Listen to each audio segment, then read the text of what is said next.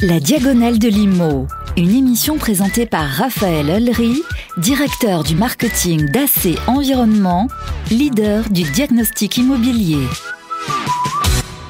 Bonjour à toutes et à tous. Attention, désormais plus personne ne pourra fermer les yeux face à la gravité du risque d'exposition à l'amiante sur un chantier. Pas plus les artisans et les entreprises du BTP comme maîtres d'œuvre que les maîtres d'ouvrage qui ordonnent les travaux. Et cela inclut, en l'espèce, ce qui est tout à fait nouveau, les particuliers qui font faire des travaux dans leur appartement ou dans leur maison.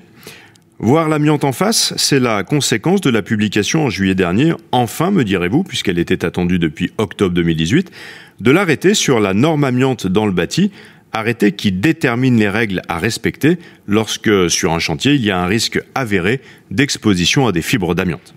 Avec cette clarification de la réglementation, désormais, avant d'effectuer des travaux dans un bâtiment, les particuliers ont eux aussi l'obligation de faire réaliser systématiquement ce qu'on appelle un repérage amiante avant travaux sur le périmètre et le programme exact des travaux qu'ils projettent. Il devra impérativement en fournir le résultat aux entreprises qui viendront ensuite réaliser le chantier, sans quoi les particuliers qui s'exonéreraient de cette obligation pourraient être condamnés à 9 000 € d'amende par personne exposée à l'amiante sur leur chantier, et les peines pouvant aller jusqu'à de la prison ferme en cas de récidive. Et ce diagnostic s'ajoute évidemment à tous les autres diagnostics avant-vente et avant relocation, le cas échéant. Mais que cherche donc la Direction générale du travail avec cet arrêté ? Plusieurs choses à mon avis.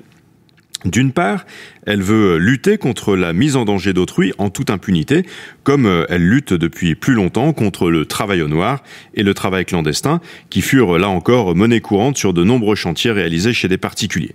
Au-delà, je pense aussi que le législateur entend sensibiliser le particulier au risque amiante qu'il fait courir aux artisans, mais aussi à sa propre famille et à lui-même. Ce qui n'est pas une mince affaire quand on songe que 100 000 décès pourraient être provoqués par l'amiante d'ici à 2050, chiffre de la Haute Autorité de Santé publique. Autrement dit, cet arrêté me semble une avancée substantielle dans l'élaboration d'une transition au moins aussi indispensable que la transition énergétique, celle vers un monde post-amiante, mais comme vous, sans doute, je ne serai pas là pour en vérifier la teneur. En effet, depuis l'interdiction de l'amiante en France dans la construction en 97, 20 ans plus tard, ce sont 230 000 tonnes d'amiante qui ont été retirées des bâtiments existants.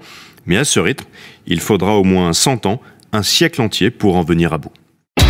La Diagonale de l'Immo, une émission présentée par Raphaël Olry, directeur du marketing d'AC Environnement, leader du diagnostic immobilier. La Diagonale de l'Immo, on débat sans travers ni détour. Rendez-vous sur les réseaux sociaux.